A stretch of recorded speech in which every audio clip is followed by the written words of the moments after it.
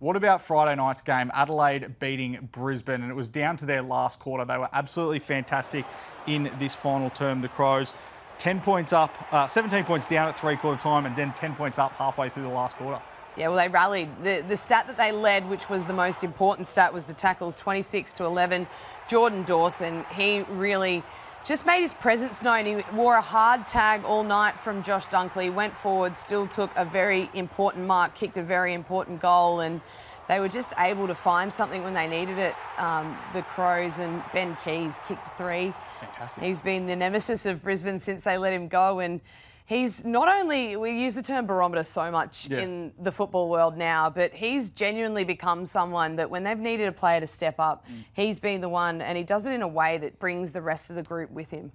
What about the Keys play around the ground? Because the way he was able to negotiate his role inside 50 was really fantastic throughout the course of it. Yeah, well, this was early in the game, and he was able to find himself. This is a complete defensive breakdown from the Brisbane Lions. Just leave him in that much space, and then this is later in the game, the goal that we saw at the end there where Fogarty gets the tap on. That's him right next to Hugh McCluggage there, works around the stoppage.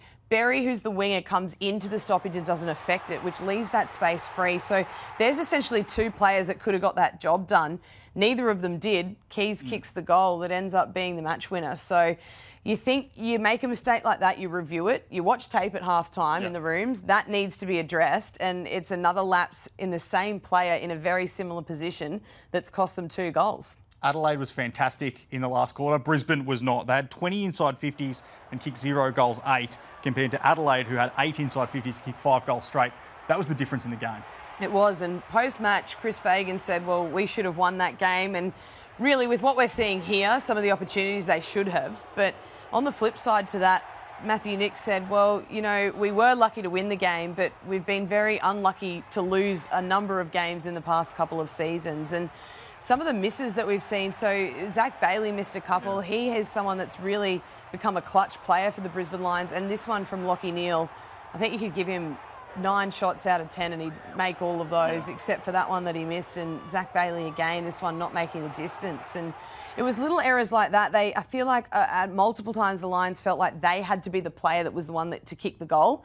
And that option there from Zach Bailey, I'm not sure whether he was trying to square that up or whether he was having a shot.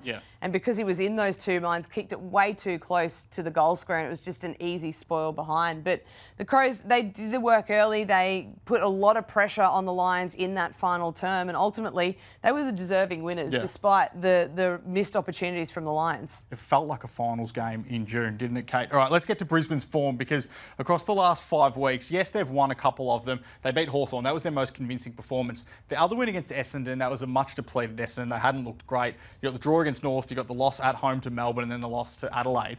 Where do you think the reigning Premier find themselves right now? Oh, I think they'd be probably the first to admit they're definitely not playing their best football currently. But the beauty of what they've done is being able to scrap together wins when potentially they haven't played 4 quarters. And I think they probably haven't played a full 4-quarter effort potentially since St Kilda, you could argue, Hawthorn. But apart from that, that's 2 games where they've probably put their best foot forward, and they've been able to still bank the wins, which puts them in a good spot. There's still obviously we're only just halfway through the season, so they've got the time to put the game plan together. But what we're seeing at the moment, they're not at the point that they would like to be, but they've got sort of a fair bit of time on their side to get those little things right, get the scores on the board, and put together full 4 quarters performance, because to do what they did last year, that's what they're going to need to do in the back end. And let's not forget, they finished 5th last year and won it from outside the top 4. So they've shown they can string together a good month of footy, but a massive fortnight ahead